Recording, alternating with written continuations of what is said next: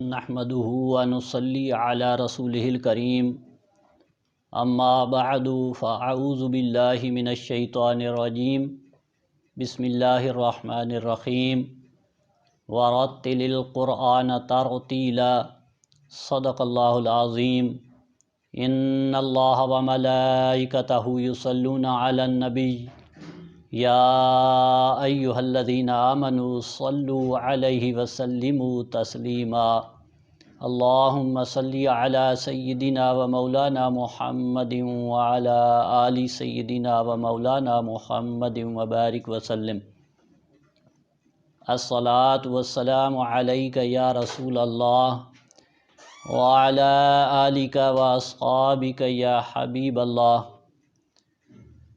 عزیز طلباء و طالبات،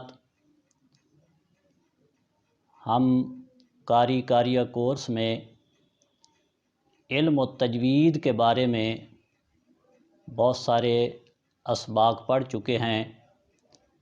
آپ کو یاد ہوگا کہ شروع میں نے بتایا تھا کہ قرآن پاک کی صحیح تلاوت کے لیے 4 علوم کا جاننا ضروری ہے۔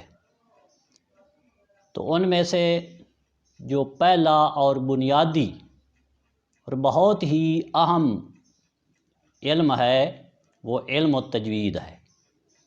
علم التجوید کا موضوع حروف تہجی ہیں۔ تو حروف تہجی کے بارے میں ہم نے پچھلے اسباق میں پڑھا۔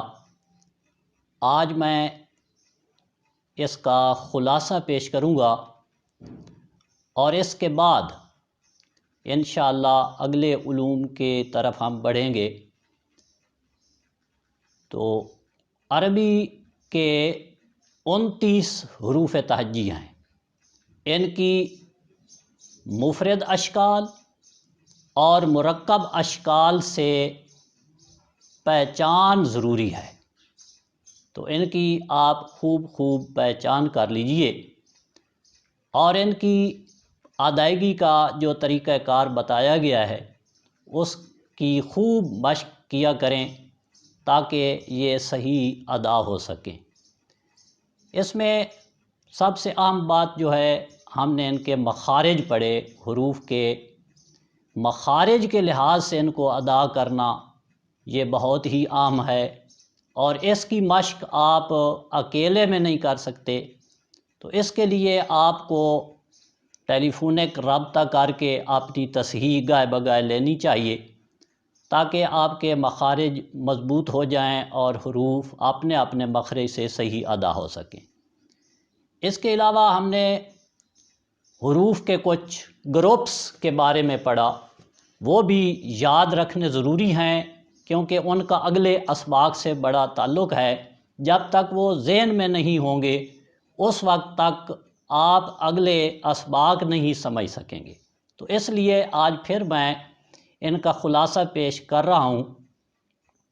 تو حروف میں کچھ پر حروف ہیں، جیسا کہ پچھلے سبق میں ہم نے پڑھا کہ 7 حروف ہمیشہ پر پڑھے جاتے ہیں۔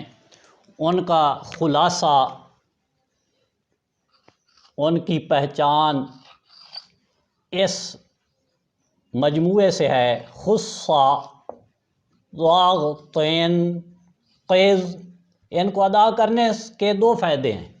ایک تو یہ حروف یاد ہو جاتے ہیں، اور دوسرا ان کی مشق بھی ہو جاتی ہے پر کرنا، کس طرح پر کر کے پڑھنا ہے۔ خصا، ضاد، طین، قیز۔ تو یہ 7 حروف، ان کا نام بھی یاد رکھ لیں۔ ان کو کہتے ہیں حروف مستعلیہ، جو ہمیشہ پر پڑھے جاتے ہیں ان کو کہتے ہیں حروف مستعلیہ۔ اس کے علاوہ مخارج کے ضمن میں ہم نے ایک گروپ پڑھا، ان کا نام حروف حلقی ہے۔ حروف حلقی 6 ہیں: حمزہ، ہا، عین، ہا، غائن، خا۔ یہ 6 حروف حلقی ہیں۔ اس کے علاوہ ایک حروف کا مجموعہ ہے حروف یرملون، یہ آگے اسباق میں کام آئیں گے، یہ ذہن میں رکھنے ہیں۔ حروف یرملون، ان میں جس طرح یہ مجموعے سے ظاہر ہے، پہلے ہے یا، پھر ہے را، پھر میم، لام، واو، نون، یہ بھی 6 ہیں۔ حروف قلقلہ، یہ 5 ہیں۔ قطب جدن، ان میں یہ 5 حروف آتے ہیں، قاف، طا، با، جیم، دال، یہ حروف قلقلہ ہیں، اس کی وضاحت میں کر چکا ہوں۔ حروف مدہ،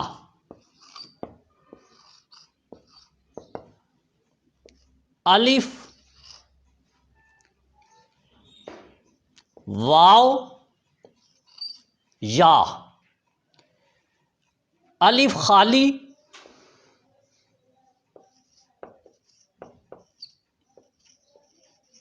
ما قبل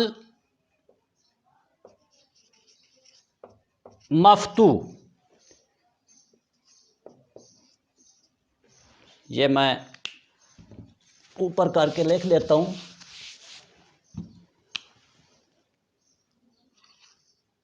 واو، واو ساکن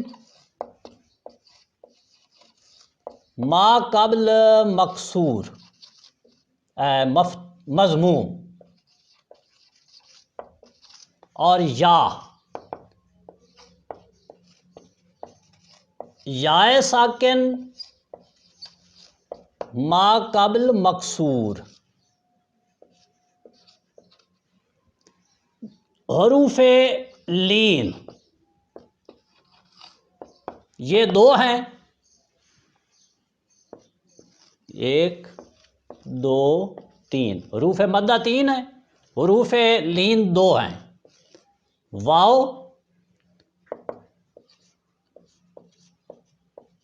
واو ساکن ما قبل مفتوح،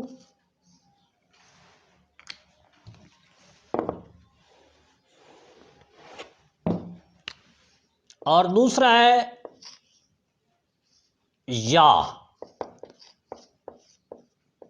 یا ساکن ما قبل مفتوح۔ ان کی میں ایک مثال بھی دے دیتا ہوں۔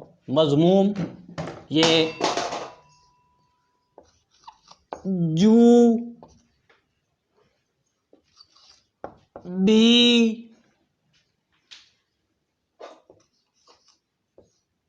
ہاؤ،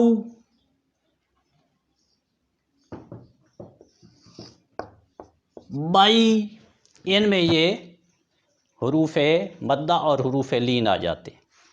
حروف مقطعات کے بارے میں ہم نے پڑھا، ان کے 14 سیٹ ہیں، ان کی ادائیگی بھی آپ کو بتا دی۔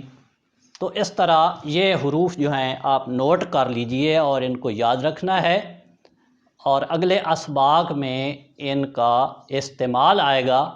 جب تک آپ کے یہ ذہنوں میں محفوظ نہیں ہوں گے، اس وقت تک آپ کے اگلے اسباق جو ہیں سمجھ سے باہر رہیں گے۔